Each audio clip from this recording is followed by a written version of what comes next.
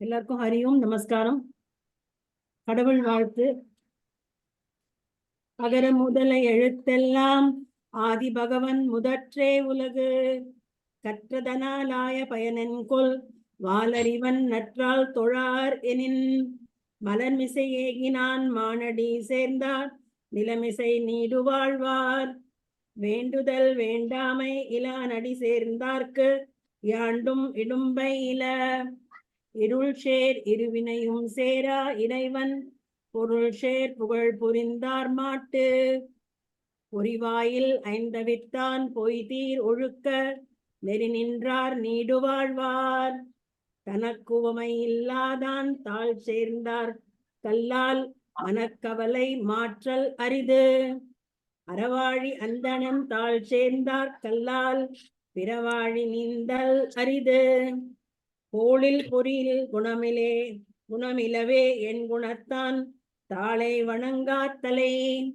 பிறவி பெருங்கடல் நீத்துவர் நீந்தார் இறைவன் அடி சேராத்தார்.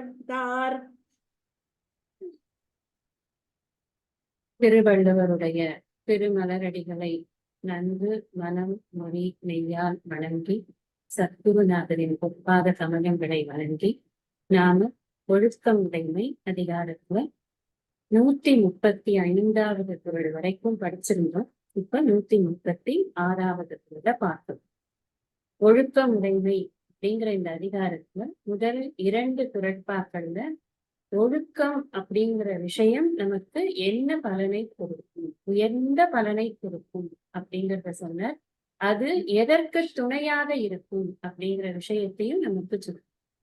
அதுக்கு அப்புறமா ஒழுக்கம் உடைமை குடிமை இழுக்கம் இழிந்த பிறப்பாய் விடும். அந்த குறள்லேருந்து என்ன ஆரம்பிச்சார் அப்படின்னா, ஒழுக்கமாக இல்லைன்னா என்ன அப்படிங்கிற விஷயத்த ஒரு எக்ஸாம்பிளா சொல்லி சொல்றார். ஒரு குடிமகனாக இருக்கும் பொழுது இந்த சமுதாயத்தில் நான் என்ன நிலையில் இருக்கிறேன், அந்த நிலைக்கான ஒழுக்கத்தை நான் சரியாக கடைபிடிக்கணும். அப்படி இல்லைன்னா அது எனக்கு இழுக்கைத்தான் தரும். அந்த இழுக்கு என்பது என்னுடைய பிறவியே வீணாகக்கூடிய அளவிற்கு மிக மோசமான விளைவுகளை தரும் அப்படிங்கிறத படிச்சோம்.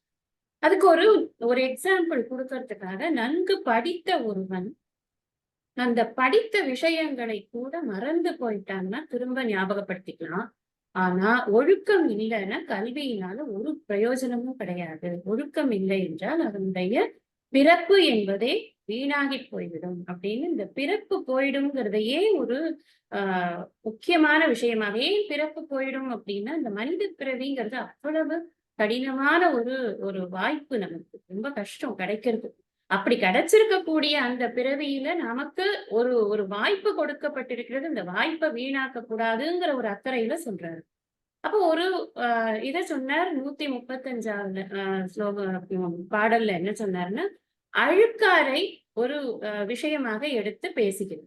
இந்த அழுக்காறு இருக்கிறவனுக்கு, அதாவது பொறாமை இருக்கக்கூடியவனுக்கு எப்படி ஒரு ஆக்கம் என்பது, நன்மையை ஆக்கி தருவது என்பது அவனுடைய வாழ்க்கையில் இருக்காது.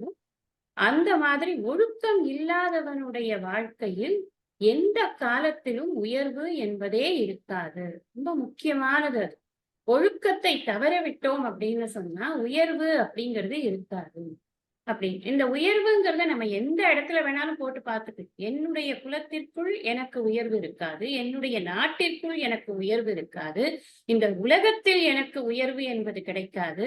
கொஞ்சம் மேல போய் பரிமேலழகர் என்ன சொன்னார்னா, அவனுக்கு மாத்திரம் உயர்வு கிடைக்காதுங்கிறது இல்லப்பா, அவனுடைய சுற்றத்துக்கு எல்லாமே உயர்வு போயிடும், இருக்காது, அவர் சுற்றம் எல்லாமே கூட அழிந்து வரும் அப்படின்னு முக்கியமா ஒரு குறளை அவர் உதாரணம் காட்டி அவர் வியாக்கியானத்துல பரிமேலழகர் சொல்றார். கொடுப்பது அழுக்கறுப்பாம் சுற்றம் உடுப்பதும் உண்பதும் இன்றி கெடும். அந்த குறளை எடுத்து வியாக்கியானத்துல காமிச்சே சொல்றார்.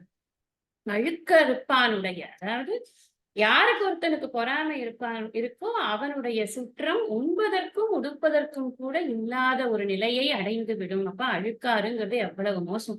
அந்த அளவுக்கு மோசமான அந்த அழுக்காறு வந்தால் எப்படி அவனுக்கு ஒரு ஆக்கம் என்பது உயர்வு என்பது இருக்காதோ, அந்த மாதிரி ஒழுக்கம் இல்லாதவனுக்கும் உயர்வு என்பதே கிடையாது அப்படிங்கிற வரைக்கும் நாம பார்த்திருக்கோம். 136வது பார்க்க போறோம். ஒழுக்கத்தின் ஒல்கார் உறவோர் இழுக்கத்தின் ஏதம் படுபாக்கு அறிந்து. உறவோர் இழுக்கத்தின் ஏதம் படுபாக்கு அறிந்து ஒழுக்கத்தின் ஒல்கார். இதுதான் கொண்டு கூட்டி பொருள் சொல்லக்கூடிய ஒரு முறை. இன்னொரு வழியிலையும் சொல்லலாம். உறவோர் ஒழுக்கத்தின் ஒல்கார் இழுக்கத்தின் ஏதம் படுபாக்கு அறிந்து. அப்படியும் இதை நாம கொண்டு கூட்டி பொருள் எடுத்துக்கணும். உறவோர்னு சொன்னா என்ன அர்த்தம்? உறம்னு சொன்னாலே மன வலிமைன்னு அர்த்தம். நம்ம உரன் என்னும் தோட்டியான் ஓரைந்தும் காப்பான் வரன் என்னும் வைப்பிற்போர் வித்து. அங்கேயும் பார்த்து உரம் அப்படின்னா என்ன? மன உரம், மனதில் இருக்கக்கூடிய ஒரு வலிமை. இந்த வலிமை இருக்கக்கூடியவர்கள் என்ன பண்ணுவாங்களாம்? இழுக்கத்தின் ஏதம் படுபாக்கு அறிந்து ஒழுக்கத்தின் ஒல்கார். இழுக்கம்னா என்ன? ஒழுக்கத்துக்கு ஆப்போசிட். ஒழுக்கம்ங்கிறதுக்கு என்ன டெபினிஷன் பார்த்தோம்? அவரவர் தனி மனித வாழ்க்கை நிலையில் எங்கிருக்கிறார்களோ, சமுதாய நிலையில் எங்கிருக்கிறார்களோ அந்தந்த நிலைக்கேற்ற கடமைகளை சரியாக செவ்வனே செய்ய வேண்டும். அறநூல்களில் சொல்லி இருக்கிறபடி அவர்களுடைய வாழ்க்கையானது இருக்க வேண்டும். அப்படிங்கிறது தான் ஒழுக்கம்னு பார்த்தோம்னா, இழுக்கம்ங்கிறது என்ன? இந்த அறநூல்களில் சொல்லி இருக்கிறபடி வாழாமல் இருப்பது. பெரியோர்கள் பழிக்கக்கூடிய அளவுக்கு, பெரியோர்கள் இழித்து கூறக்கூடிய அளவுக்கு அந்த செயல்பாடுகள் இருக்கு அப்படின்னு சொன்னா அவன் ஒரு அதுதான் இழுக்கம் அப்படின்னு அர்த்தம். இந்த இழுக்கத்தின் ஏதம், ஏதம் அப்படின்னா தீய விளைவுகள்னு அர்த்தம். நமக்கு ஒரு நல்லது செஞ்சா நல்ல விளைவுகள் வரும், நல்ல பலன்கள் வரும். கெட்டது செஞ்சா அதனுடைய பலன் கெட்டதாத்தானே இருக்கும். அந்த கெட்டது, அந்த இழுக்கம் என்பது மிக மோசமான விளைவுகளை தரும் அப்படின்னு படுபாக்கு அப்படின்னா குறைகள்னு அர்த்தம். அந்த தீய விளைவுகள் அப்படிங்கிற குறைகளை அவர்கள் அறிந்திருப்பதனால், யார் அறிந்திருப்பதனால்? உறவோர். உறவோர்னு சொன்னா என்ன சொல்லியிருக்கேன்? மன வலிமை மிக்கவர்கள், மனதில் உரம் கொண்டவர்கள். ஆனா இருக்கேன் சவுண்ட் வந்து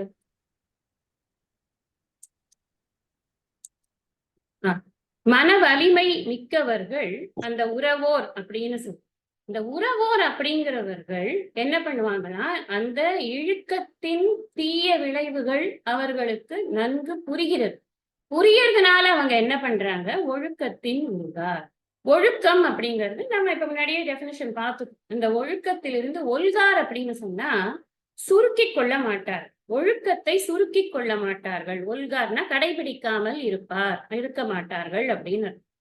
இத பாசிட்டிவா போடணும்னா அந்த ஒழுக்கம் குறைவில்லாமல் கடைபிடிப்பார்கள் அப்படின்னு.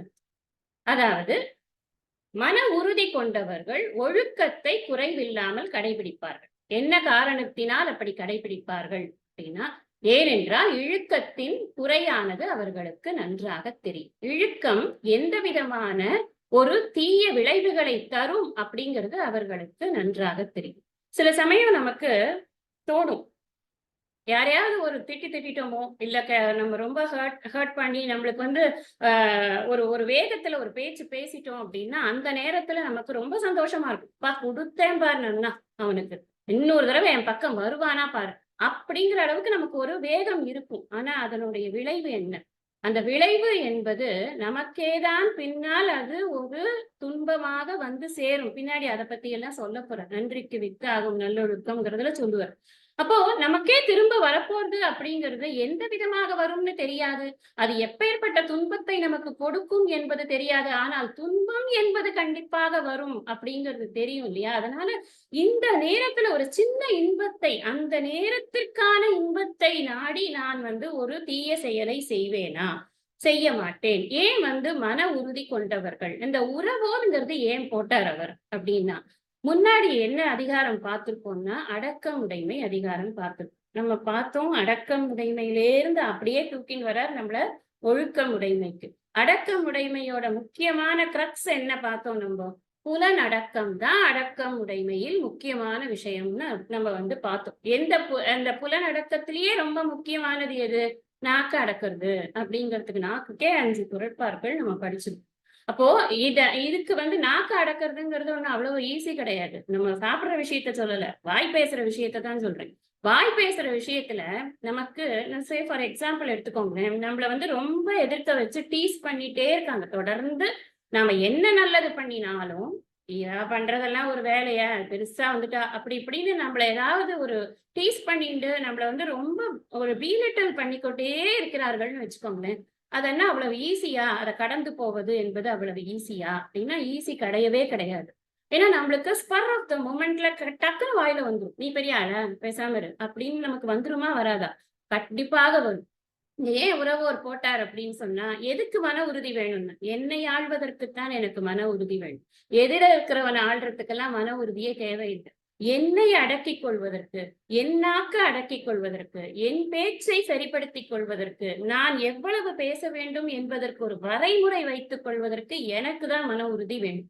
அந்த மன உறுதிங்கிறது எதுக்காக போட்டார் அப்படின்னு சொன்னா, புலனை அடக்குதலுக்கு தான் மிகப்பெரிய தீர சப்தத்துக்கு நம்ம வந்து கீதையில பார்க்கிறோம். தீரன்னா யாருன்னா, அறிவினால் தன்னுடைய புலன்களை கட்டுப்பாட்டில் வைத்திருப்பான். அவன் தான் தீரன். அப்ப அது மத்தவங்களை எல்லாம் அடிச்சு துவம்சம் பண்றவனுக்கெல்லாம் பேர் வந்து தீரன்லாம் கிடையாது. நம்மள கட்டுப்படுத்துறதுக்கு தெரியலன்னா அப்புறம் எத்தனை பேரை 100 பேரை கட்டுப்படுத்தி என்ன பிரயோஜனம்? ஏன் ஒரு வாயை கட்டுப்படுத்துறதுக்கு எனக்கு தெரியல. ஏன்னு சொன்னா இந்த ஒரு வாயினாலதான் எனக்கு எல்லா பிரச்சனை. ஏதம் படுவாக்கு அறிவு, இழுக்கத்தின் ஏதம் படுபாக்கு அறிவு. அத வரப்போற பிரச்சனையை எனக்கு தெரியும் அப்படிங்கிற போது நான் என்ன பண்ணணும்னா, என் மன உறுதியோட என்னுடைய வாயை கட்டுப்படுத்தி, எவ்வளவு என்ன ப்ரொவோக் பண்ணாலும், என்கிட்ட இருந்து ஒரு வார்த்தை கூட அ எதிராளிய தாக்குற மாதிரி போயிடக்கூடாது. அதிகபட்சம் என்ன பண்ணுவோம்? போறான் போ, அறியாமையில ஏதோ பேசுறான். அப்படின்னுட்டு நகர்ந்து போயிட தெரியும். இது போறதுக்கு 2 வழியினால போக முடியும். ஒரு வழி என்னன்னா, நம்ம இப்ப கீதையில படிக்கிறோம். என்ன படிக்கிறோம்? அவன் திட்டுறான்னா திட்டுறது எதை திட்டுறான்? இந்த உடம்ப திட்டுறான், இந்த மனச திட்டுறான். உடம்பு மனசு உண்மையா? உடம்பு மனசு வந்து சத்தியமா? அது மித்தியா தானே? அது என்னைக்கு இருந்தாலும் அழிய போறது தானே? நானே திட்டிக் கொண்டிருக்கேன். இந்த உடம்ப சோற்று துருத்தி மல பாண்டம் இது அழுக்கு மூட்டை அப்படின்னு நானே திட்டின்னு இருக்கேன். நீயும் திட்டு, நீயும் 2 திட்டு. அப்பதான் எனக்கு இந்த உடம்பு மேல பற்று போயிடும். அப்ப நான் ஆத்மா, நான் தூய உணர்வு அப்படிங்கிற அறிவோட ஒருத்தன் இருந்தான்னா அப்போ என்ன சொல்லலாம்? அறியாமையில பேசுறான் பாவம். போனா போறான். அவனுக்கெல்லாம் பதில் சொல்லிட்டு டயத்த வேஸ்ட் பண்ண வேண்டிய அவசியம் இல்ல. நம்ம வந்து இந்த இந்த திட்டும், இதுவும் வாழ்த்தும் நமக்கா? அப்படின்னு நம்ம போயிரணும். இது அறிவு அப்படிங்கிற கோணத்துல. இன்னும் அதுதான் எல்லாருமா வந்து ஆத்ம வித்யை படிக்கிறோம். எல்லாருமா வந்து கீதைய உட்கார்ந்து படிச்சுன்னு உட்கார்ந்துருக்கோம். கிடையாது இல்லையா? அப்போ சாதாரணமாக இருக்கக்கூடியவர்கள், ஒரு நல்ல குணத்தோடு இருக்கக்கூடியவர்கள், ஒரு சத்சங்கத்தில் இருக்கக்கூடியவர்கள், இன்னும் அந்த ஒரு கீதை படிக்கிற அளவுக்குலாம் வரல அப்படின்னா, அவங்கலாம் எப்படி அத ஹேண்டில் பண்ணலாம்னா, அட்லீஸ்ட் தர்மத்தை பற்றிய அறிவு இருந்தால் கூட அதை ஹேண்டில் பண்ணிடும். தர்மத்தை பற்றிய அறிவுங்கிறது என்ன? நான் ஏதாவது ஒரு வார்த்தை சொல்ல போய் அது எனக்கே திரும்ப வினையா வந்துட போறது. அதனால அறியாமையில பேசுறவங்க கிட்ட திரும்பி பேசி புண்ணியம் இல்ல. It's a waste of time அப்படின்னு சொல்லிட்டு கூட அவன் நகரலாம். இது மாதிரி 2 வகையில அவன் வந்து அத எதிர்கொள்ளலாம். ஆனா இந்த 2 வகைக்குமே என்ன வேணும்? உறவோர் அப்படிங்கிற பாயிண்ட் ரொம்ப முக்கியம். அவனுக்கு மன உறுதி வேணும். ஒருத்தனை இக்னோர் பண்ணணும். ஒருத்தனுடைய வார்த்தைகளுக்கு நான் மதிப்பு கொடுக்க வேண்டிய அதாவது அகங்காரத்தினால இல்ல. அறியாமையினால் வரக்கூடிய வார்த்தைகளுக்கு நான் மதிப்பு கொடுக்காமல் இருப்பதற்கு எனக்கு ரொம்ப மன உறுதி வேணும். ஈஸியா இந்த மனசு என்ன ஆயிடும் அப்படின்னு சொன்னா, ரொம்ப உணர்ச்சி வசப்பட்டுடும். ஏன்னா மனம் என்பது உணர்ச்சி குவியல் தானே அது. ஏதாவது ஒரு ஸ்டேஜ்ல என்னைக்காவது எங்கேயாவது வெடிச்சிடும். ஆனா எங்கேயும் எப்பவும் அதுக்காக அழுத்தி வைக்கணும், சப்ரஸ் பண்ணணும்னு அர்த்தம் இல்ல. அதனாலதான் நம்ம என்ன பண்றோம்னா, ஒழுக்கத்தை நம்மளோட ஹேபிட்டா நம்ம அதை கிரியேட் பண்ணிக்கணும். நான் இப்படித்தான் இருக்கணும் அப்படிங்கிறது நான் டே இன் அண்ட் டே அவுட் காலையில இருந்து சாயந்தரம் வரைக்கும் அதை ஒரு பயிற்சியாக நான் செய்து கொண்டிருக்கேன்.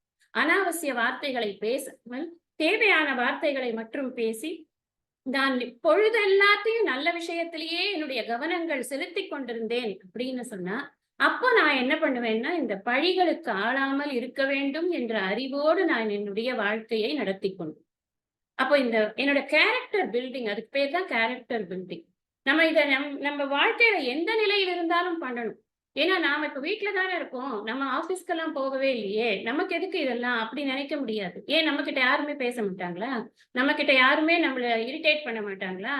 நீ சரியா வேலை செய்யல, நீ சரியா பண்ணல, உனக்கு ஒண்ணுமே தெரியாது, நீ ஒரு மக்கு, நீ ஒரு மட்டி, நீ யாருமே நம்மள வந்து டீஸ் பண்றது கிடையாதா? எல்லாரும் பண்ணுவோம். ஏதாவது ஒரு சந்தர்ப்பத்துல யாராவது ஒருத்தர் எப்பவும் நம்மள புகழ்ந்து கொண்டு இருக்க போவது இல்லை. அப்படி இருக்கிற சூழ்நிலையில் அந்த வார்த்தைக்கு எதிர்வார்த்தை பேசாமல் நான் என் கடமைகளை மாத்திரம் எப்போதும் செய்து கொண்டிருக்கேன் அப்படின்னு சொன்னா, என்னோட கேரக்டரை ரொம்ப வாட்ச் பண்ணிட்டு இருக்கேன் அப்படின்னு சொன்னா என்ன ஆகும்னா, என் மனம் மிகவும் அமைதியாக இருக்கும். அமைதியான மனத்துல அனாவசியமான ஒரு தீய சிந்தனைகளோ, தீய சொற்களோ, எண்ணங்கள் இருந்தா தானே சொற்கள்ல வரும். அது வரவே வராது அப்படின்னு சுவாமிஜி சொல்றார். ஒழுக்கம்ங்கிறது சித்த பிரசாதகம் அப்படின்னு சொல்லி, சித்த பிரசாதகம். பிரசாதம் அப்படின்னா கோவில்ல கொடுக்குற பிரசாதம். பிரசாதம் அப்படின்னா மனத்தெளிவுன்னு. பிரசாந்தாத்மா விகதவீகி பிரம்மச்சாரி பிரதேஸ்திதக 6வது அத்தியாயத்துல கிருஷ்ணர் சொல்றது. பிரசாந்தமா இருக்கணும், மனதை அடக்கியவன். அதுக்கு உறவோருக்காக சொல்றேன். மனதில் உறுதி கொண்டவன், மனதை அடக்கியவன், அவனுடைய மனமானது எப்போதும் பிரசாந்தமாக இருக்கும். மனசம்யம்ய மச்சித்தக அப்படிங்கிற மனதை கட்டுப்படுத்தி இந்த இந்திரியங்களையும் மனதையும் என் கட்டுப்பாட்டில் நான் வைத்துக்கொண்டு இறைவனையே நான் சதா நினைத்துக் கொண்டிருந்த அவனோடு நான் என்னை ஐக்கியப்படுத்தி கொண்டேன்னு சொன்னா இந்த உலகத்துல இருக்கிறவங்களுடைய ஏச்சும் பேச்சும் என்னை பாதிக்காது. அதானே எனக்கு முக்கியமா வேணும். நான் பாதி நேரம் என்னோட டயத்தை எதுல வேஸ்ட் பண்றேன்னா, அவன் என்னை பத்தி என்ன நினைக்கிறான், இவன் என்னை பத்தி என்ன நினைக்கிறான், அவளா என்னை பத்தி எப்படி பேசிக்கிறாங்க, கொஞ்சம் சொல்லுங்களேன், அவங்களா என்னை பத்தி ஏதாவது பேசினாங்களா, நான் சொன்னதெல்லாம் நல்லா இருக்குன்னு சொன்னாங்களா, இப்படி எல்லாம் நம்ம கேட்கணும்ன்ற எண்ணமெல்லாம் வந்ததுன்னு வச்சுக்கோங்களேன். பட் அது என்ன ஆகுதுன்னா, நம்ம டைம் எல்லாம் நம்ம அடுத்தவங்களுடைய ஒரு அபிப்பிராயங்களுக்காக நாம் ஏங்கி நம்மளுடைய வாழ்க்கை வீணா போகும். ஒருவேளை நல்ல அபிப்பிராயங்கள் கிடைக்கலன்னா அதற்காக வருத்தப்பட்டு இந்த வாழ்க்கை வீணாகும். அதனாலதான் சொல்றது, இந்த உறவோர்ங்கிற வார்த்தை ரொம்ப முக்கியங்கிறதுக்காக இத்தனை விஷயம் சொல்லும். உறவோர் அப்படிங்கிறவர்களுக்கு மன உறுதி அடுத்தவர்கள் என்ன சொல்கிறார்கள் அப்படிங்கிறதுலாம் இல்ல, அறம் என்ன சொல்கிறது அதான் எனக்கு முக்கியம். அறவழியில் நான் நடக்கிறேன். ஏன்னா பின்னாடி சொல்லுவார் கூடா ஒழுக்கம். பற்றற்றேம் என்பார் படிற்றொழுக்கம். படிற்றொழுக்கம்னா ஒழுக்கம் மாதிரி ஆக்ட் பண்றது. படிற்றொழுக்கம்னா ஆக்டிங் ஆஸ் இஃப் ரொம்ப ஒழுக்கமா இருக்கிற மாதிரி ஆக்ட் பண்றது. பற்றற்றேம் என்பார் படிற்றொழுக்கம், எற்றற்றேம் என்று ஏதம் பலவும் தரும். இப்படி இருந்தான்னாக்கா இந்த மாதிரி ஆக்ட் ஒழுக்கமே இல்லாம ஒழுக்கமா இருக்கிறது மாதிரி ஒருத்தன் ஆக்ட் பண்ணானா எங்கன்னு அவனுக்கு தேடிண்டு வருமா அவனுக்கு பிரச்சனை. ஏன்னா அதுதான் இங்கேயும் சொல்றாரு, இழுக்கத்தின் ஏதம் படுவாக்கறிந்து. இந்த ஏதம் தெரியுது அவனுக்கு, அதனால அவன் செய்ய மாட்டான். ஏன்னா முதல் குறள்ல சொல்லியிருக்கார், அது ஒழுக்கமா இருந்தா என்ன கிடைக்கும்னு வேற சொல்லியிருக்காரு. என்ன கிடைக்கும்னா விழுப்பம் தரலாம். அவனுக்கு முக்தியே கிடைக்குமே, ஒழுக்கமா இருந்தா முக்தியே கிடைக்குமே. இழுக்கம் என்ன தரும், பிறப்பை கெடுத்து விடும். அதனே சொன்னார். அடுத்த 3வதுல என்ன சொன்னார், இழிந்த பிறப்பாய் விடும், பிறப்பொழுக்கம் குன்றக்கெடும் அப்படின்னு வேற சொல்றதுனால இந்த விஷயங்கள் எல்லாமே நான் முன்னாடி சொன்னது மாதிரி கேரக்டரா பில்ட் ஆகும். ஒரு நாள் ஒரு பொழுது ஒரே ஒரு 1 ஹவர்ல ஒரு திங்கிங்ல இது வந்துட போறது கிடையாது. இது நம்மளுக்கு லைஃப் டைம் பிராக்டிஸா இருக்கும். அந்த பிராக்டிஸ் தான் நம்மள ஒழுக்கத்தோட இதுல நிக்க வைக்க முடியும். நாம எந்த நிலையில இருந்தாலும் சரி. ஒரு பஸ் ஏறுறோம், நிறைய பேர் நம்ம பார்த்திருக்கோம். பஸ் ஏறுவாங்க, ஒரு ஒரு டிக்கெட் வாங்காம இறங்குவாங்க. அது என்ன ஒழுக்கமா அது? இல்ல ஒரு பப்ளிக் பிளேஸ்ல போவாங்க, ஸ்பிட் பண்ணுவாங்க. அவங்க வீடுனா ஸ்பிட் பண்ணுவாங்களா? பண்ண மாட்டாங்கல்ல. எல்லா இடங்களிலும் அதுதான் நான் சொன்னது, அந்த பரிமேலழகர் சொன்னதை நான் சொன்னேன். நாம சமுதாயத்தில் நமக்கு என்னென்ன கடமைகள் இருக்கிறதோ அதில் ஒழுக்கத்தை கடைபிடிக்க வேண்டும். வீட்டுல எனக்கு என்ன கடமை இருக்கிறதோ அதில் ஒழுக்கத்தை கடைபிடிக்கணும். நான் எந்த இடத்துல இருந்தாலும் எனக்கான கடமைகளை நான் கரெக்டா செய்யணும். அப்படி செய்தால்தான் அதன் பெயர் ஒழுக்கம். நாம நினைக்கலாம் ஒரு எச்ச துப்பினா ஒரு பெரிய தப்பா அப்படின்னு. கொரோனா காலத்துல யாராவது எச்ச தைரியமா துப்புவாங்களா? இல்ல துப்பிட்டா சும்மாதான் விடுவாங்களா? ஒரு உயிர் பயம் இருந்துதா இல்லையா? இன்னைக்கு அப்படி இல்லை பாருங்க. அது மாதிரி நம்ம அதுக்கு எதுக்கு சொல்றேன்னா, அது கேரக்டரா பில்ட் ஆகும். அதுதான் உறவோர். மன உறுதி வேணும். எதுக்கு மன உறுதி வேணும்னா கடைபிடிக்கிறதுக்கு தான். ஒண்ணும் இல்ல, நம்ம திருக்குறள் படிக்கிறோம். நிச்சயமா நம்ம அத்தனை பேருக்கு மன உறுதி அதிகம். ஏன் தெரியுமா? அத்தனை பேரும் வெளியில யார்கிட்டயாவது போறோமா, அங்க ரூம் புக் பண்ணணும் சுங்கேரியில.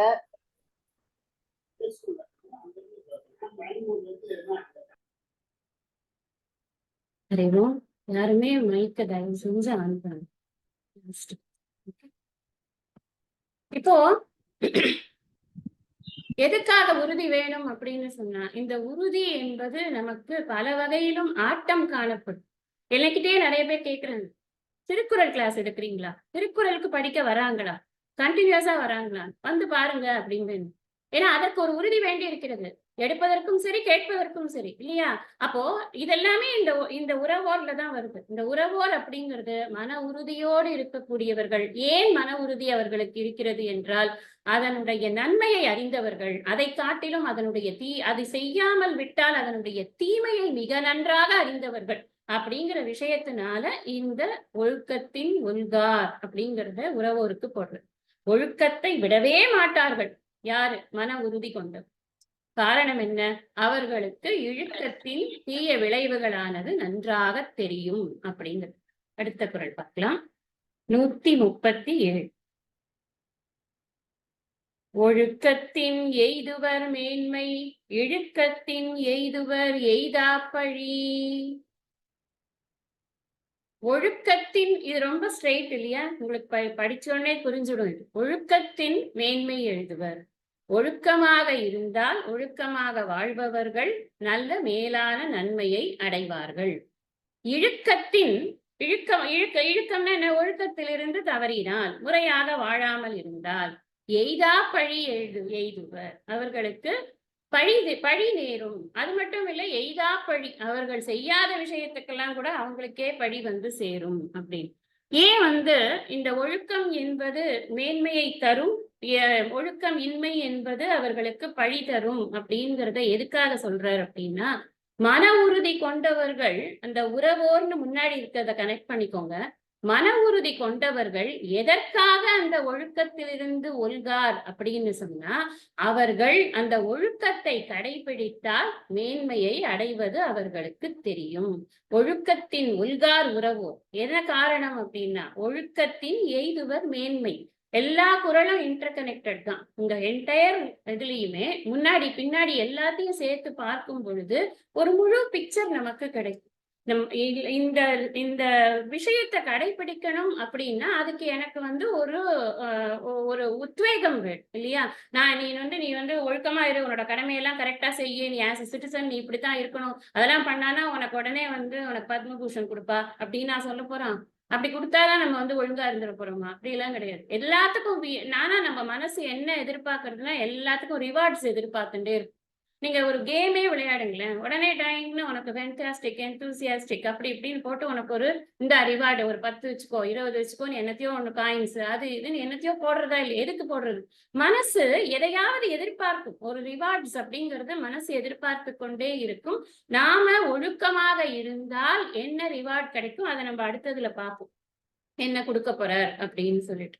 இங்க என்ன சொல்லியிருக்கு? ஒழுக்கத்தின் எய்துவர் மேன்மை அப்படின்னு. அப்ப நமக்கு நல்ல மேலான நன்மையானது நமக்கு கிடைக்கும் அப்படிங்கிறது. அந்த நன்மைனா என்னன்னு முதல்ல சிந்திப்பதற்கு சிறு வயதுல இருந்தே கத்து கொடுக்கணும். இப்ப குழந்தைகளுக்கெல்லாம் அதை நம்ம இம்பார்ட் பண்ணணும். நம்ம வீட்டுல இருக்கிற சின்ன குழந்தைகளுக்கு இந்த மாதிரி நீ ஒழுக்கமா இருந்தியானா உனக்கு வாழ்க்கை என்பது இவ்வளவு நன்றாக இருக்கும். ஆனா நான் ஒத்துக்கிறேன், it's a very challenging situation. இன்னைக்கு சிச்சுவேஷன்ல நமக்கு எப்படி இருக்குன்னா, ஒரு 10 குடும்பத்தை கெடுத்துட்டு 10 பேரை கொன்னுட்டு 10 இடத்துல கொள்ளையடிச்சிட்டு வந்தான்னா அவன் மேல ஒரு பயத்தினால அவனுக்கு சமுதாயத்துல ஏதோ ஒரு அந்தஸ்து கிடைத்து விடுகிறது. இதுதான் உண்மை, யதார்த்தமான உண்மை. இது பயத்தினால அந்த மாதிரியான தீயவர்கள் மீது ஒரு பயம் ஏற்பட்டு அவர்கள் இப்பொழுது ஒரு பெரிய ஒரு அந்தஸ்தில் இருப்பதாக ஒரு தோற்றமானது சமுதாயத்தில் ஏற்பட்டு கொண்டு இருக்கிறது என்பதுதான் உண்மை. இப்ப நாம போய் நம்மளோட யங்ஸ்டர்ஸ் கிட்ட போயிட்டு நீ ஒழுக்கமா இருப்பா, ஒழுக்கமா இருந்தாதான் உனக்கு இதெல்லாம் கிடைக்கும் அப்படி இப்படி நம்ம சொன்னோம்னா, சும்மா இரு பாரு, நீ டிவி ஆன் பண்ணியே பார்க்க மாட்டியா, உனக்கு நியூஸே தெரியாதா, யாரெல்லாம் இப்படி எல்லாம் இருக்காங்க பாரு அப்படின்னு நமக்கே பாடம் எடுப்பாங்க. ஆனாலும் இதெல்லாம் ஒரு பபிள் மாதிரி தான். கொஞ்ச நேரத்துக்கு கொஞ்ச நாளைக்கு இது அப்படி இருக்கும். ஆனா நீண்ட காலத்திற்கு இந்த உடல் உயிர் இத விஷயத்தை புரிஞ்சுட்டோம் அப்படின்னு சொன்னா, நான் இந்த உடல் அல்ல, உடலுக்குள் வாழும் உயிராக ஜீவனாக என்னை புரிந்து கொள்ளும் பொழுது அந்த ஜீவன் என்பது இந்த உடலை தாண்டி பல உடல்களை தொடர்ந்து எடுத்துக்கொண்டிருக்கும் அப்படிங்கிற விஷயம் எனக்கு புரிகிற போது கொஞ்சம் பயம் வரும். அதுக்கு கொஞ்சம் மெச்சூரிட்டி வரணும். ஆனா அது ஓவர் நைட் வராது, தொடர்ந்து சொல்லிக்கொண்டே இருக்கணும். சுவாமிஜி அதான் சொல்லுவார். இப்ப கூட சுவாமிஜி மகா சமாதி ஆறதுக்கு ஒரு வருஷமோ 2 வருஷம், 1 வருஷம் நினைக்கிறேன். அதுக்கு முன்னாடி இந்த மெட்ராஸ்ல அவர் பாலபெரிவாளோட ஒரு மீட்டிங் இருந்து இப்ப கூட அந்த மீட்டிங்ல கூட சொல்லியிருக்க தர்மத்தை எடுத்து சொல்லறதுக்கு நிறைய நம்ம இப்ப பண்ண வேண்டியிருக்கு காரியங்கள். ஏனென்றால் தர்மம் என்பது மிகவும் க்ஷீணமாகி போய்கொண்டிருக்கிறது. தர்மத்தை சொல்றதெல்லாம் எல்லாரும் கேட்கிறாங்களோ கேட்கலையோ நாம தொடர்ந்து சொல்லிக்கொண்டே இருக்கணும். ஏன்னு சொன்னா ஒரு வீட்டுல ஒரு பையன் தப்பு பண்ணிட்டான்னு சொன்னா அவ அப்பா சரி இதோட தப்பு பண்ணிட்டியா அதோட வெளில போனா சொல்றா, அப்படி சொல்றது கிடையாது. தொடர்ந்து சொல்லிக்கொண்டே இருக்கிறார்கள் இல்லையா? அந்த மாதிரி நாமும் ஒரு தாய் உள்ளத்தோடு தந்தை உள்ளத்தோடு நாங்களும் அப்படி சொல்லிக்கொண்டே இருப்போம். நீங்களும் அதை கேட்டுக்கொண்டே இருக்கணும்னு சுவாமிஜி சொல்றோம். அப்போ என்னென்ன தர்மம்ங்கிறது சொல்லிக்கொண்டே இருக்கணும். திருப்பி திருப்பி திருப்பி சிந்திக்க வேண்டும். இது நமக்கு என்ன நன்மை தரும், இது எனக்கு என்ன நன்மை தரும், இது நிச்சயமாக நன்மை தரும் அப்படிங்கிறது முதல்ல எனக்கு இருக்கணும். 2வது பாயிண்ட், பயத்தினால ஒழுக்கத்தை வர வைக்கவே முடியாது. நான் டைம் அவுட் கொடுக்குறேன், நீ போய் ஒரு வாரத்துல உட்காரு, குழந்தைகளை கொஞ்ச நாள் தான் அப்படி பண்ண முடியும், அதுக்கப்புறம் பண்ண முடியாது. அதை ஃபாலோ பண்ணா அதுல ஒரு ஹாப்பினஸ் வரணும். அதுக்கேத்த மாதிரி அந்த குழந்தைகளுக்கு அந்த நல்ல விஷயங்களை நாம் சொல்லும் பொழுது நாமும் அந்த விஷயங்களை நன்றாக நம்பும் பொழுது ஸ்ரத்தையோடு அதை செய்யும் பொழுது நிச்சயமாக அது பலனை தரும் அப்படிங்கிறது தான் இங்க முக்கியம். அதனால பயத்தினால ஒழுக்கத்தை வரவழைப்பது என்பது அல்ல. ஒழுக்கத்தின் எய்துவர் மேன்மை அப்படிங்கிறது பயத்தோடு வரக்கூடிய ஒழுக்கத்திற்கு. ஒழுக்கமே அவர்களுடைய வாழ்க்கை முறையாக இருக்கும் பொழுது அது அவர்களுக்கு மேன்மையை தரும் அப்படின்னு அதுக்கு அர்த்தம். அதுக்கு என்ன கண்டிஷன்னா முன்னாடி குறள்ல போய் பார்க்கணும். மன உறுதியோடு அதை கடைபிடிக்க வேண்டும். பரிமேலழகர் இங்க இன்னொரு விஷயத்த சொல்றார். என்னன்னா, நான் இப்ப தப்பெல்லாம் பண்றது இல்ல, ஆனா நான் சும்மா ஒரு புலி வருது கதை மாதிரி நான் போய் ஏதாவது போய் சொல்லிட்டே இருக்கேன் யாருக்கிட்டையாவது சும்மா விளையாட்டுக்கு சொல்றேன்னு வச்சுக்கோங்களேன். நான் ஒரு நாளைக்கு ஒரு பெரிய பிரச்சனை அது என் மேல திரும்பும் பொழுது நிஜமாவே யாருமே எனக்கு சப்போர்ட் பண்ண மாட்டாங்க. செஞ்சிருப்பாங்க அவங்க, அந்த மாதிரிதான் அவங்க அப்படித்தான் சொல்லுவாங்க. அடிக்கடி இந்த மாதிரி ஏதாவது பொய்யெல்லாம் பேசுவாங்க அப்படின்னு நம்ம மேலேயே திரும்பும். நம்ம செய்யாத தப்புக்கு கூட நமக்கு அந்த பழியானது. அதைத்தான் பரிமேலழகர் எய்தா பழின்னா அப்படியும் அர்த்தம் எடுக்கணும் அப்படின்னு சொல்றாரு. நான் அதாவது நிறைய பகைவர்கள் உண்டாகும் பொழுது அவர்கள் நம்மீது அடாத ஒரு விஷயத்திற்கு பழியை போடுவார்கள். எப்போ? ஒழுக்கம் இல்லாமல் இருக்கு. நான் கண்டினியூஸா இந்த ஆள் ஒரு கேரக்டர்லெஸ் பர்சன் தான் அப்படின்னு ஒரு முத்திரை ஆயிடுத்து அப்படின்னு சொன்னா எங்கேயாவது நடக்கிற தப்புக்கு கூட இவன் தான் ஒரு பழியை ஏத்துக்கிற மாதிரி ஆகும். ஒருவேளை செய்யவே செய்யலனாலும் அப்போ என்னோட character is very very important. அந்த கேரக்டரை நான் வசை ஒழிய வாழ்வாரே வாழ்வார், இசை ஒழிய வாழ்வாரே வாழாதவர்னு சொல்றாரு இல்லையா? அதனால நாம நம்மளோட வாழ்க்கையை நாம எதுக்கு திட்டமிட்டு வச்சுக்கணும் அப்படின்னு சொன்னா என்னுடைய ஒழுக்கத்தை என்னுடைய குணநலன்களை நான் எப்போது வாட்ச்ஃபுல்லா பார்த்து கொண்டே இருக்கணும். முறையான வாழ்க்கை என்பது இன்பத்தை தரும், முறையற்ற வாழ்க்கை என்பது துன்பத்தை தரும். அதைத்தான் இதுல சொல்ல வராரு. அடுத்தது பார்க்கலாமா? 138. நன்றிக்கு வித்தாகும் நல்லொழுக்கம் தீயொழுக்கம் என்றும் இடும்பை தரும். நல்லொழுக்கம் நன்றிக்கு வித்தாகும், தீயொழுக்கம் என்றும் இடும்பை தரும். இப்ப நம்ம திருப்பி திருப்பி ஒரே விஷயத்த தானே பாக்குற மாதிரி இருக்கு அப்படின்னு தோணும். நான் லாஸ்ட் இதுல சொன்னேன், நம்ம எல்லாருக்கும் என்ன தேவையா இருக்குன்னா ஏதாவது ஒரு ரிவார்டு வேணும். எது பண்ணினாலும் ஒரு ரிவார்டு வேணும். நான் ரொம்ப நல்லவனா இருக்கேன், வாழ்க்கை பூரா நல்லவனாவே இருக்கேன், என்ன பிரயோஜனம்? ராமன்லாம் நல்லவனா தான் இருந்தாரு, அப்புறம் அவரை தூக்கி காட்டுக்கு அனுப்பினாங்க. அது அவதார நோக்கம், நிறைய விஷயம் இருக்கு அதுக்குள்ள. அப்போ அதை ஒரு உதாரணமாக கொண்டு ராம நல்லவனா இருந்து காட்டுக்கு போனார், அதனால நான் நல்லவனா இருந்தா வேஸ்ட் அப்படி எடுக்கக்கூடாது. நமக்கு என்னன்னா நல்லொழுக்கம் என்பது என்ன செய்யும் சொல்ற திருவள்ளுவர் சொல். நல்லொழுக்கம் என்பது நன்றிக்கு வித்தாகும், நல்ல செயல்களை செய்வது. நல்லொழுக்கம் என்பது ஒழுக்கமாக இருப்பது என்பது அவரவர்களுடைய தன்னுடைய தனி மனித நிலைக்கும் சமுதாய நிலைக்குமான கடமைகளை சரிவரச் செய்வது. அதிலேயே நல்ல செயல்களை செய், மற்றவர்களுக்கு உபகாரமாக இந்த உலகத்தில் நான் வாழ்ந்ததற்கு அடையாளமாக அடுத்தவருக்கு உபகாரமாக நல்ல செயல்களை செய்வது அப்படிங்கிறது எனக்கு என்ன கொண்டு வந்து தரும் அப்படின்னா நிலையான இன்பத்திற்கு வழிவகுக்கும். நன்றி அப்படின்னு சொல்றாரே, இந்த நன்றிங்கிறது இந்த இடத்துல அறம் புண்ணியம் அப்படிங்கிற பொருள்ல சொல்லப்பட்டிருக்கு. நன்றி என்பது நிறைய இடங்கள்ல பல அர்த்தங்கள்ல வருது. இந்த இடத்துல புண்ணியம் அப்படிங்கிற இடத்துல வருது.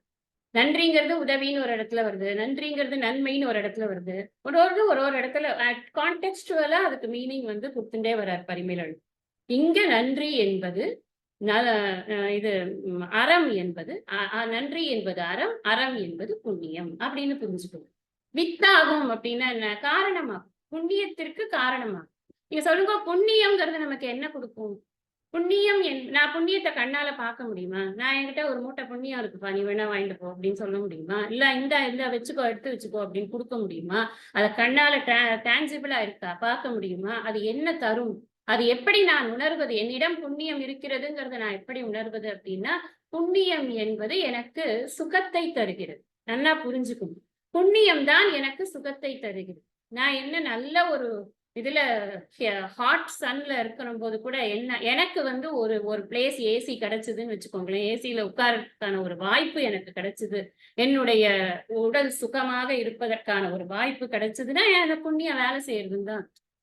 இல்லையா, எனக்கு ஒண்ணுமே கிடைக்கல, நான் நல்ல அண்டர் த சன் நான் வந்து அப்படியே ஸ்வெட்டிங்கோட இருந்துட்டே இருக்க வேண்டியிருக்கு, இன்னைக்கு என்ன புண்ணியம் வேலை செய்யலன்னு அர்த்தம். ஏன்னா துன்பம், துக்கம், துன்பம் தருகிறது இல்லையா? பாபம் என்பது துன்பத்தை தருகிறது, புண்ணியம் என்பது சுகத்தை தருகிறது. இதுதான் புண்ணியம் பாபத்தை நாம புரிந்து கொள்ள வேண்டிய முறை. நமக்கு சுகமா இருக்கு அப்படின்னா புண்ணியம் வேலை செய்யும். அப்ப நம்ம என்ன பண்ணணும்? சுகமா இருக்கணும்னா புண்ணியத்தை சம்பாதிக்கும். நிறைய புண்ணியம் இருந்தா நிறைய சுகம் இருக்கும், அவ்வளவுதான். நன்றிக்கு வித்தாகும். அப்ப புண்ணியத்திற்கு அது வித்தாகிறது. வித்தாகிறதுனா காரணமாகிறது. எது? நன்மை, நல்ல செயல்கள், நல்லொழுக்கம் அப்படிங்கிறது. பரிமேலழகர் சொல்ற, இந்த உலகத்துல மாத்திரம் நீ ஏசியில குழுகுழுன்னு இருக்கலாம்னு நினைக்காத. நீ நல்லொழுக்கத்தோட நீ இருந்த நல்ல செயல்கள்லாம் பண்ணினியானா மறுமைக்கும் அது உனக்கு இன்பத்தை தரும். அவர் சொல்றார், ரெண்டுத்துக்குமே இருமையிலும் இன்பம் பயக்கும். இதுதான் அவருடைய வேர்ட்ஸ். அப்ப ரெண்டுத்துக்குமே, இந்த உலகிலும் நான் நிம்மதியாக சந்தோஷமாக சுற்றத்தோடு இன்பமாக வாழ முடியும், மறு உலகிலும் நான் நிம்மதியாக இருக்க முடியும் அப்படிங்கிறதுதான் அந்த நல்லொழுக்கத்துக்கான டேக்அவே. எனக்கு என்ன கிடைக்கும் அப்படின்னு நம்ம நினைக்கிறோமே, இந்த எனக்கு என்ன கிடைக்கும்னா இந்த புண்ணியம் கிடைக்கும். நல்லொழுக்கத்தோடு இருந்தாய் என்றால் புண்ணியம் உனக்கு கிடைக்கும். அது உனக்கு காரணமாகும். எதற்கு? நீ இன்பத்தை அனுபவிப்பதற்கு அப்படின்னாச்சா. அடுத்தது தீயொழுக்கம். தீயொழுக்கம் என்ன? ஆப்போசிட், அவ்வளவுதான். தீயொழுக்கம்னா தீய செயல்களை நீ எப்பவும் செய்து கொண்டிருந்தாய், அது எதுக்கு காரணமாகும், எதுக்கு வித்தாகும்? அது சொல்லல அவரு, என்றும் இடும்பை தரும் மட்டும் சொல்லிட்டாரு. அப்ப நாம இதுல சப்ளை பண்ணி புரிஞ்சுக்கணும், புண்ணியம் இன்பத்திற்கு காரணமாவது போல பாபம் துன்பத்திற்கு காரணம் ஆகிறது. அது வெளியில சொல்லல, நாம தான் புரிஞ்சுக்கணும். பாபமானது துன்பத்திற்கு காரணமாக, அப்ப தீயொழுக்கம் என்றும் இடும்பை தரும். இது காரணமாகும் சொன்னதுனால அங்கேயும் காரணமாகும் அப்படிங்கிறத நாம புரிஞ்சுக்கணும். நாம ஒருத்தருக்கு ஹெல்ப் பண்றோம்னு வச்சுக்கோங்களேன், ஒரு இக்கட்டான சூழ்நிலையில யாருக்கோ ஒருத்தருக்கு நம்ம ஏதோ ஒரு உதவி செஞ்சிருக்கோம். டெஃபினட்டா நமக்கு ஒரு இக்கட்டான சூழ்நிலை வரும்போது அதே கைகள் நமக்கு வந்து உதவி செய்யணும்னு அவசியம் இல்லை, வேற ஒரு கரங்கள் நமக்கு உதவி நிச்சயமாக செய்யும். இதை நீங்க எல்லாரும் வாழ்க்கையில பார்த்திருப்பீங்க. யாருமே இதுக்கு வந்து விதிவிலக்கே கிடையாது. நம்ம வந்து அவுட் ஆஃப் த ப்ளூ நமக்கு யாராவது வந்து ஹெல்ப் பண்ணுவாங்க. எங்க இந்த மாதிரி சொல்லி வச்சோமா, இந்த இடத்துல நான் ஒரு விக்கெட்ல இருப்பேன், நீங்க வாங்க அப்படின்னு. நாம செய்த புண்ணியம் தான் டிரான்சாக்ஷன் எப்படி நடக்கிறது அப்படின்னா, அந்த புண்ணியம் தான் இறைவனால் அங்கீகரிக்கப்பட்டு ஒரு மனிதர் மூலமாக நமக்கு உதவியாக திரும்ப வருகிறது. அதனால எந்த காலத்திலும் நாம் எப்பொழுதும் நல்ல செயல்களை செய்வதை விட்டுவிடவே கூடாது. அதே சமயத்துல நாம இதை சொல்லும் பொழுது அதையும் நம்ம சொல்லி பார்த்துக்கணும். அட்லீஸ்ட் யாரையாவது நான் வந்து கஷ்டப்படுத்தணும்னு நான் பண்ணிட்டேன்னா இந்த இடத்துல இன்னொரு குவாலிஃபிகேஷனும் ஆட் பண்ணிக்கணும். நான் செயலாலதான் கஷ்டப்படுத்தணுங்கிறது இல்ல, மனசால நான் நினைச்சேன்னா கூட, ஈவன் மை தாட் கூட எனக்கு என்ன ஆகும்னா, எனக்கு அதே அளவுக்கோ இல்ல அதைக்கு குறைவாகவோ அதிகமாகவோ நிச்சயமாக ஒரு துன்பத்தை எனக்கு கொடுக்கும். அது அவராலேயே வரணும்னு அவசியம் இல்லை, யாரால வேணாலும் வரும்.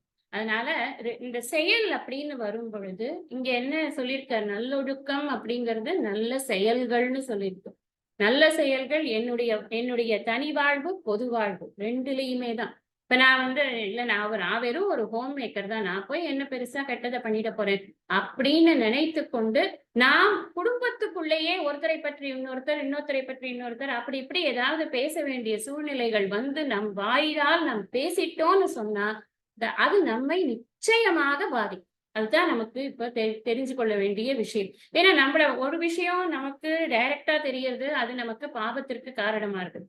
இன்னொன்னு நம்ம சிந்திக்காத ஒரு ஆங்கிள் என்னன்னா, நான் என்ன பண்றேனோ அத ரொம்ப க்ளோஸா வாட்ச் பண்ணிட்டு இருப்பாங்க நம்மளுடைய குழந்தைகள். என்னோட என்ன நான் அம்மா எப்படி பண்றாங்க? அம்மா யார பத்தி எங்க பேசுறாங்க? அவங்க கிட்ட பேசும்போது நல்லா பேசுறாங்க. அப்ப அவங்க பத்தி ஃபோன்ல பேசுறாங்க. ஓ! இப்படித்தான் இருக்கணும் போல இருக்கு. நான் என்னுடைய அடுத்த சந்ததிக்கு கடத்துகிறேன். என்னுடைய தவறை நான் என்னுடைய அடுத்த சந்ததிக்கு அறியாமல் நான் கடத்துகிறேன். அது இன்னும் அதிகமான பாவம். அதனால ரொம்ப கேர்ஃபுல்லா, ரொம்ப விஜிலன்ட்டா இருக்க வேண்டியது. இந்த ஒழுக்கம்ங்கிற விஷயத்த எடுத்துக்கொள்ளும் பொழுது, ஒரு விஷயத்த நாம நன்னா ஞாபகம் வச்சுக்கணும். எந்த காரணத்தை கொண்டும் நாம சென்றதை நினைத்து கவலைப்படக்கூடாது.